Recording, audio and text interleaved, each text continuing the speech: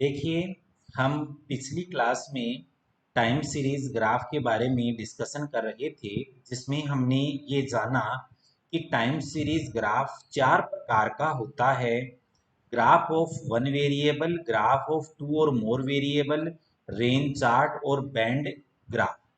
अब हम आगे बढ़ते हुए बात करते हैं वन बाय वन कि ग्राफ ऑफ वन वेरिएबल क्या है। जैसा हम डिस्कस कर चुके हैं कि when only one variable to be presented on the X axis time is marked and the Y axis the value of variable are marked. यदि हम केवल एक वेरिएबल को लेकर के ही बात करते हैं तो वो वन वेरिएबल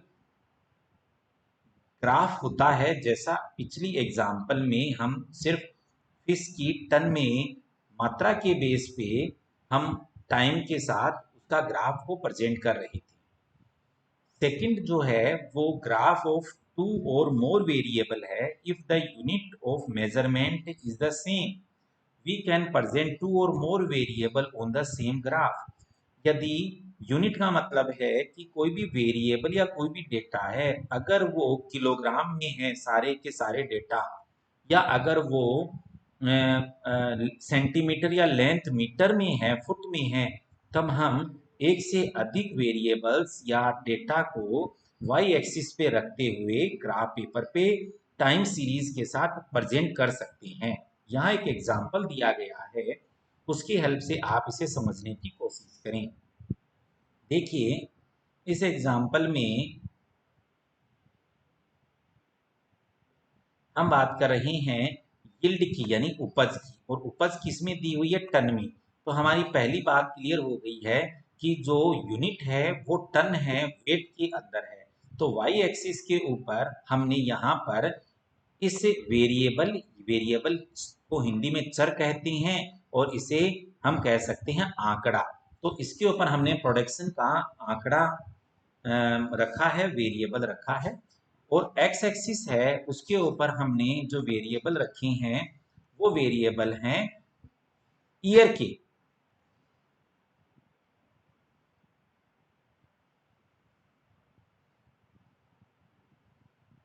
अब हम इसमें बात करते हैं कि कैसे इनका प्रोडक्शन हो रहा है। तो एक्स एक्सिस के ऊपर हमने इंडिपेंडेंट और टाइम सीरीज का होने के कारण हमने यहाँ पर ईयर को डिनोट किया है 86, क्वेश्चन के अकॉर्डिंग 87, 88, 89, 90 और 91। और यहाँ पर हमने यील्ड को रखा है 100, 120, 140, 160, 180, यानी 20 के गैप में वाई एक्सिस पे हम यील्ड को रखते हैं। अब हम पहले बात करते हैं वीट की। अब हमें यहाँ सिंबल देना पड़ेगा कि वीट को हमने स्ट्रेट लाइन, डॉट, फिर स्पेस, स्ट्रेट लाइन में प्रेजेंट किया है। सबसे पहले ये, अब ये जो आप देख रहे हैं, जिसको मैं मार्कर से हाईलाइट कर देता हूँ, ये जो डॉट आपको नजर आ रहा है, ये लाइन है वीट के प्रोडक्शन की। अब क्वेश्चन के अकॉर्डिंग हम पहले इस पे डॉट्स बनाएंगे। जैसे 86 में कितना टन प्रोडक्शन हुआ? 100, तो हम यहाँ पर 100 में आ गए। 187 में कितना हुआ? 120। फिर 180, 1988 में कितना प्रोडक्शन हुआ? 140। तो देखिए, हम यहाँ 88 में हुआ 140, तो हम यहाँ पर इसको मार्क करेंगे 140 के ऊपर, यहाँ 140 के ऊपर। फिर 1990 में कितना हुआ? 160। तो ये देखिए, ये 140 था, ये 160 आ गया। और पेडी, सॉरी, वीट का 91 में हुआ 120, तो ये देखिए 120। तो इस तरह से हम इसके अंदर इन लाइन को आपस में मैच करते हुए और एक ग्राफ बनाएंगे। फिर दूसरा आंकड़ा लेते हैं पल्सेस का, और पल्सेस के अंदर, क्योंकि पल्सेस को हमने रिप्रेजेंट किया है इस फिगर के द्वारा, तो पल्सेस के अंदर 86 के, अब 1986 में 130, तो आप देख सकते हैं ये 130 आ गया। 87 के अंदर 87 के अंदर आ गया है इसके अंदर, यहाँ पर ये देखिए 110। फिर 89 के अंदर आ गया है आपका 89 में 110 आ गया आपका, ये देखिए 89 के अंदर 110, और 90 के अंदर 140 चला गया है प्रोडक्शन, और फिर 160 आ गया। फिर इनको हम डॉट लाइन से, स्ट्रेट डॉट लाइन से मीट कर देंगे। तीसरा आंकड़ा, क्योंकि ये मल्टीपल वेरिएबल का है, वो आंकड़ा है पेडी का, राइस का। तो पेडी का जो प्रोडक्शन होगा उसमें हम यहाँ पहले 86 में 160, फिर 140, फिर 130, फिर 150, 160 और 170 और इनको हम स्ट्रेट लाइन से मीट कर देंगे। इस तरह से हमारे पास टाइटल हमने डालेंगे, हमारे पास ग्राफ पेपर आ गया जो मल्टीपल वेरिएबल्स को शो करेगा यहाँ पर।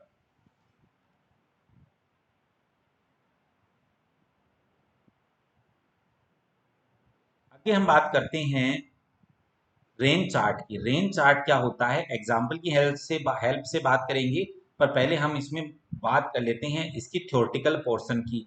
It is use to exhibit the minimum and maximum value of a variable, यानी इससे रेंज चार्ट हम उनका बनाएंगे जिसके अंदर हमें किसी भी वेरिएबल की मिनिमम और मैक्सिमम वैल्यू दी हुई होगी। इस एग्जाम्पल में टेम्परेचर दिया हुआ है डिग्री सेंटीग्रेड में, तो लो टेम्परेचर किसी मंथ का दिया हो, किसी डे का दिया हुआ है, उसी डे का हाई टेम्परेचर दिया है।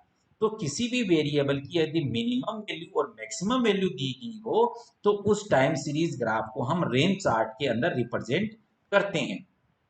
चलिए देखते हैं, मंडे को हाईएस्ट टेम्परेचर 50, लोएस्ट 30, ट्यूसडे को 40 25, वेडनेसडे को 55 45, थर्सडे को 60 55, फ्राइडे को 30 एंड 20।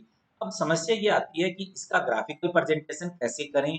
बहुत सिंपल है, सबसे पहले एक्स एक्सिस के ऊपर हम रखेंगे डेज को और हमने यहाँ शॉर्ट में डे को डिनोट कर दिया।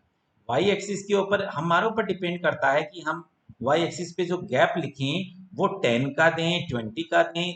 इस एग्जाम्पल में हमने 20 डिग्री सेंटीग्रेड का गैप देकर के यहाँ मार्किंग कर रखी है। अब हम बात करते हैं मंडे की। मंडे को देखिए मिनिमम कितना है, मैक्सिमम कितना है, मैक्सिमम 50, तो ये रहा 50। मिनिमम कितना है, मिनिमम है 30, ये देखिए सॉरी ये है 50 और ये है 30। चलिए ये हमें मिल गया। फिर देखिए ट्यूसडे को मिनिमम कितना है, मैक्सिमम कितना है 40, तो देखिए ये रहा मैक्सिमम 40 और मिनिमम कितना है, तो ये देखिए आपके सामने आ रहा है 30। फिर वेडनेसडे को यहाँ 55, देखिए ये डॉट है 55 का और मिनिमम का है 45 का। फिर फ्राइडे थर्सडे को ये है 60 का और ये है 55 का। फिर आया 30 और 20, ये देखिए ये 30 रहा, ये 20 रहा। अब हम क्या करेंगे कि हम मिनिमम वाली डॉट्स को आपस में एक स्ट्रेट लाइन से मीट कर देंगे, इस तरह से जैसे मैं मार्कर से मीट कर रहा हूं, और मैक्सिमम वाली लाइन को हम एक स्ट्रेट लाइन से मीट कर देंगे। ऐसा नहीं करना है कि हमें मैक्सिमम को मिनिमम के साथ मैच कर देना है, मैक्सिमम डाटा मैक्सिमम के साथ स्ट्रेट लाइन से मीट करना है और मिनिमम को मिनिमम से मीट करना है। उसके बाद हमारे पास एक रेंज आ गई है, इसमें हम कलर को भर सकते हैं, यहाँ कलर शेडेड इसको शो किया है, इजी टू अंडरस्टैंड है। आगे आप देख रहे हैं कि इसको आगे मीट कर दिया है कि इसको वाई एक्सिस से और एक्सिस से भी हम आगे इसको मीट कर सकते हैं। तो ये range chart showing the range temperature of few days, इस तरह से आप टाइम सीरीज डेटा की रेंज चार्ट को भी ड्रॉ कर सकते हैं ग्राफ पेपर के ऊपर।